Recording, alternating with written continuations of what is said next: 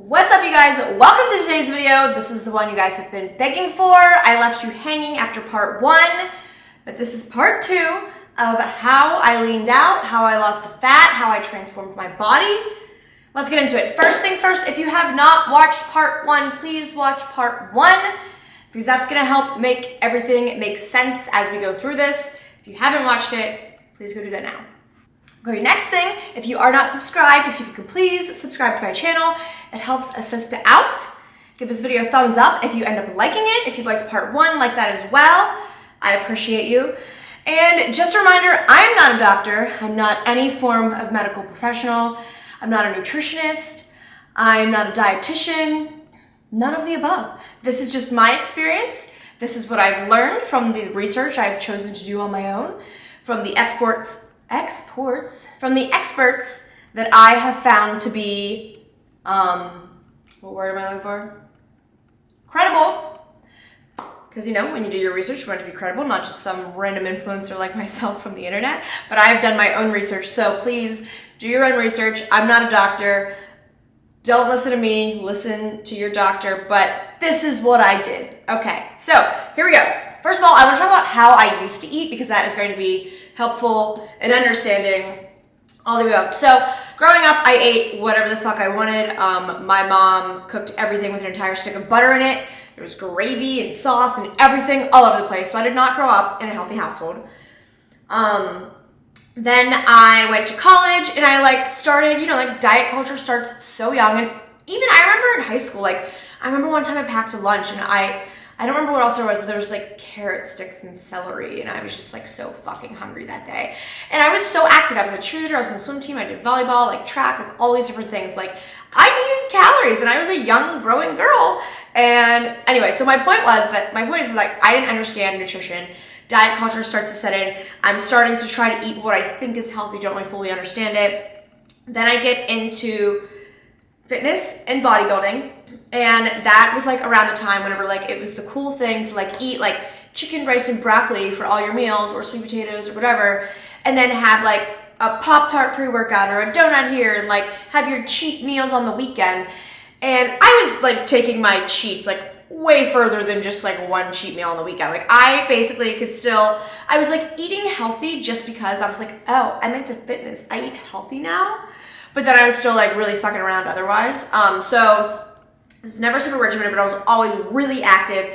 In college, I was always working out, and then I was walking 900,000 miles, and I was a waitress or a bartender or whatever. I was just so active, burning so many calories.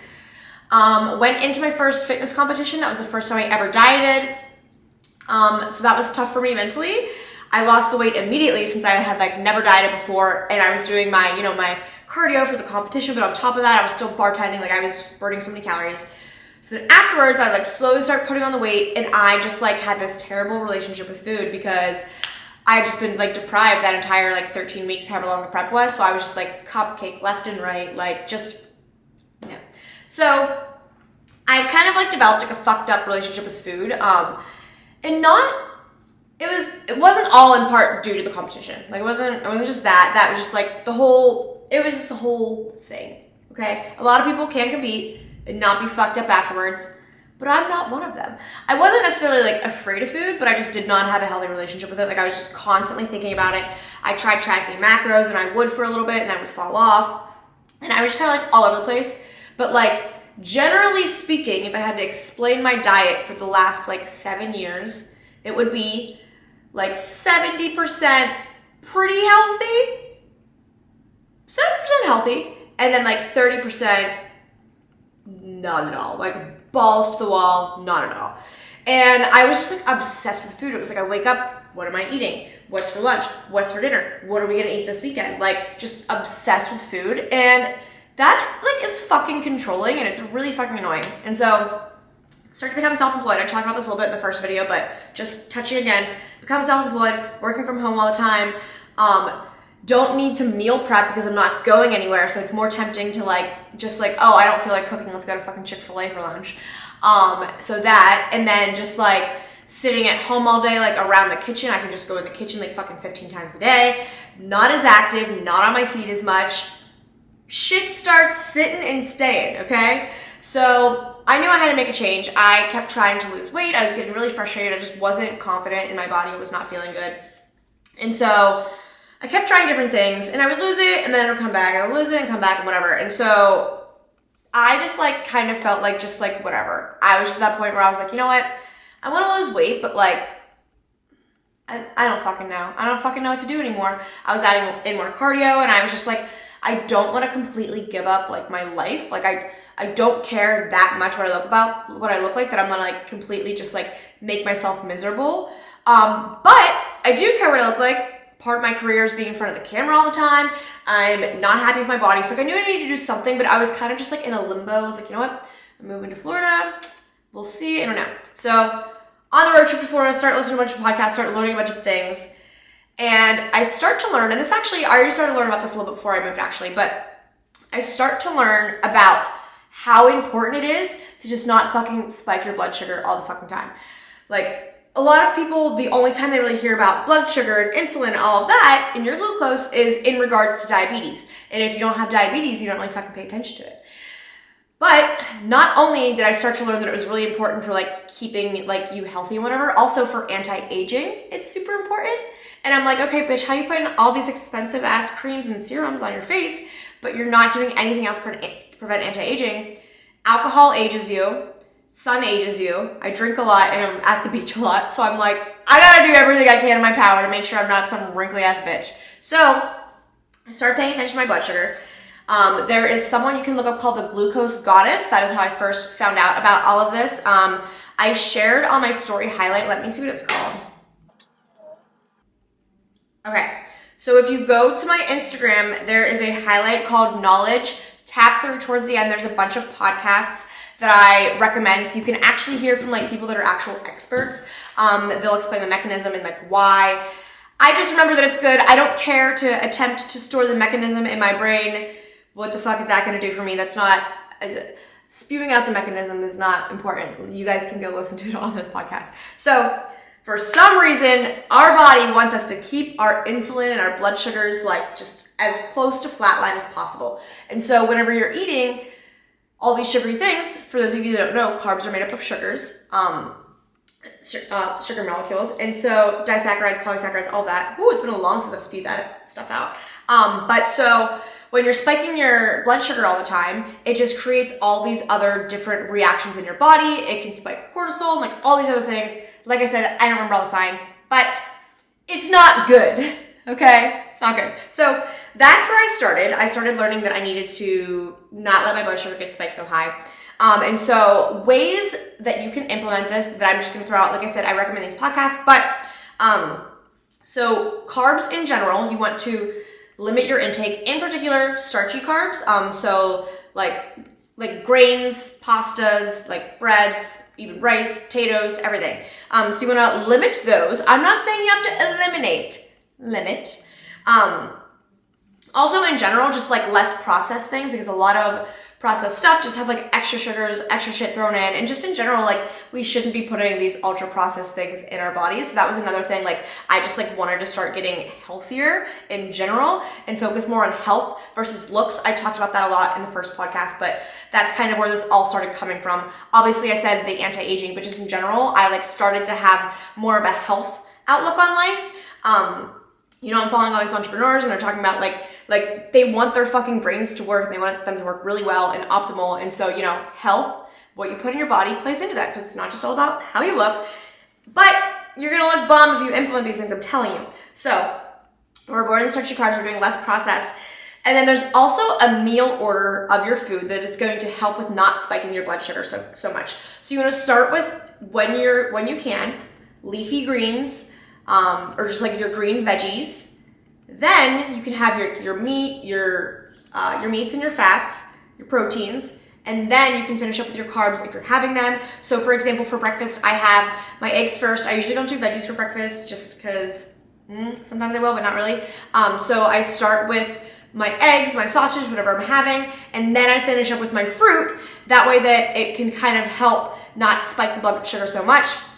If you're having coffee with your meal, you want to make sure, and you put cream and sugar in it, make sure you try to have something savory with it to kind of help not spike the blood sugar so much.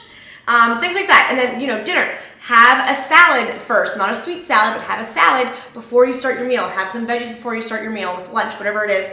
If you need to mix your things together and it doesn't really always make sense for you to have that order, that's okay as well. So if you're having your salad and it has your protein on it, that's also cool. So there's optimal, the best way to do it, and then there's also a good way to do it. So the best way to do it is to start with the greens, then go on, but an also good way to do it is to have it all mixed together and so on. So that is where everything started to come into play. And another thing that you can do to help not spike your blood sugar so much is the apple cider vinegar shot. So I'll do it in the morning before breakfast. I don't know if I can remember why it helps, but it does, or so they say. For so long, I was like, I'm not drinking nasty ass apple cider vinegar to be skinny. I can do other things. But now I realize it's not about being skinny. There's other health benefits. So now I do it. But overall, that is what I did. I feel like that was such a just what the fuck did she just say? So let me summarize and kind of give you an idea of how I eat.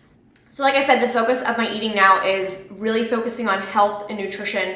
So I'm looking at super nutrient dense foods, working out a lot of my macros. Obviously, high protein is super important, so that's one of the macros that we're focusing on. It's really the only macro that I focus on.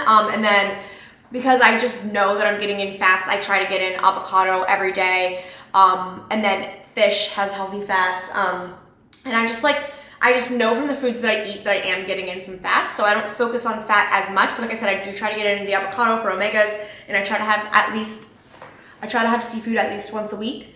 I should do it more, but anyway. So I'm just kind of gonna go over how I would eat in a typical day.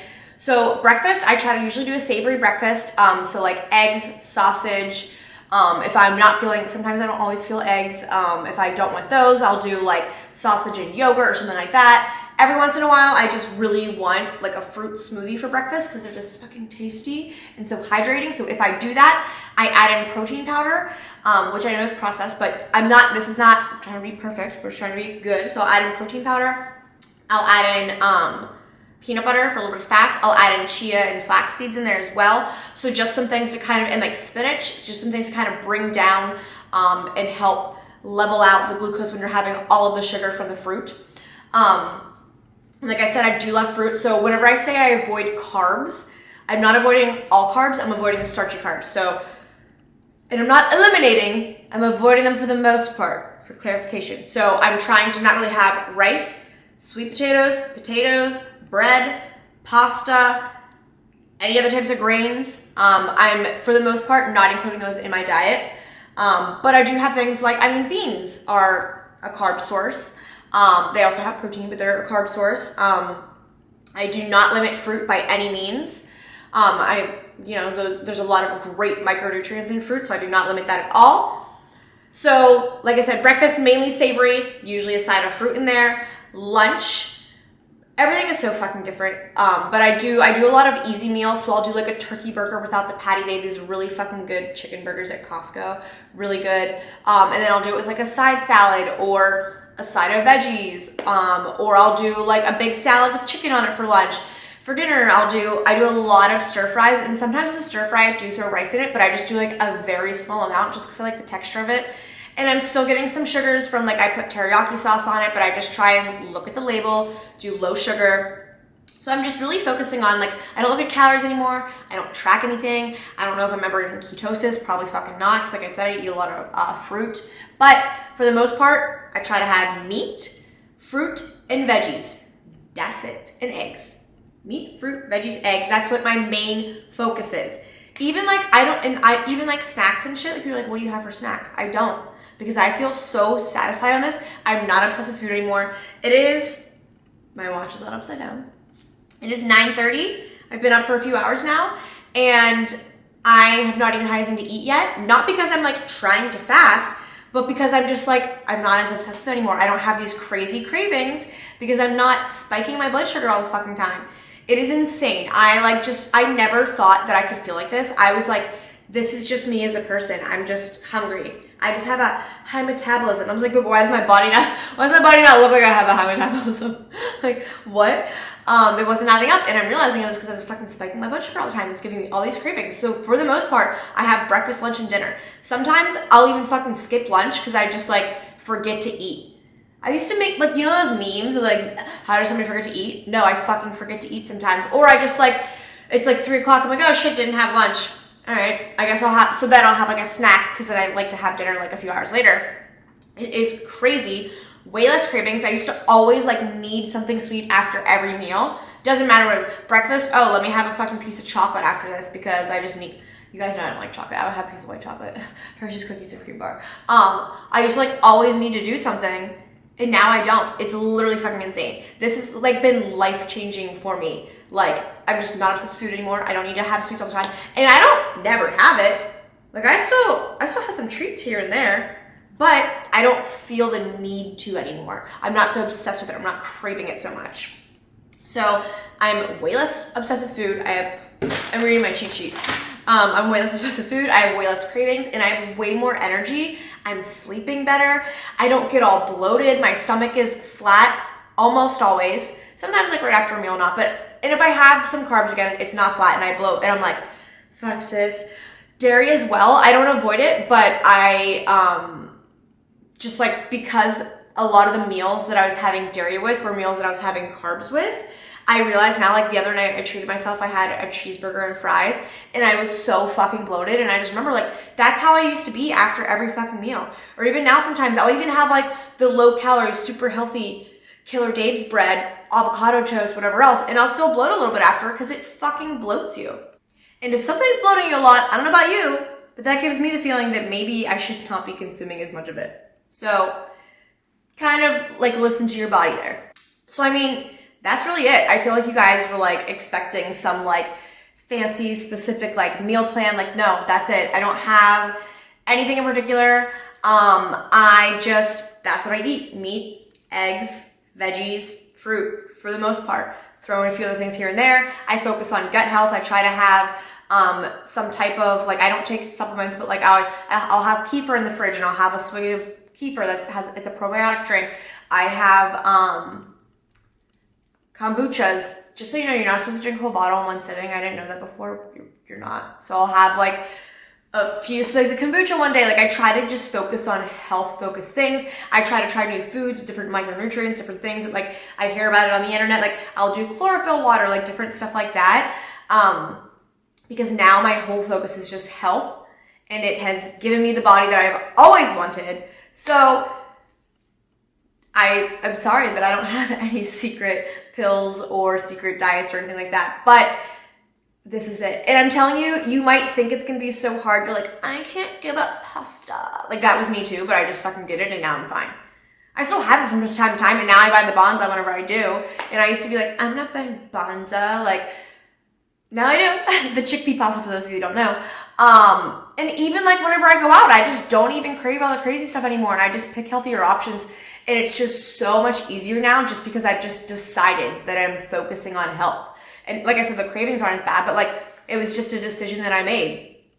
I'm gonna be healthy now, and so I'm gonna live this healthy lifestyle, and here we are. So, highly recommend. I know that wasn't like crazy, like specific. So if there's any very specific questions that you guys have, please comment them down below.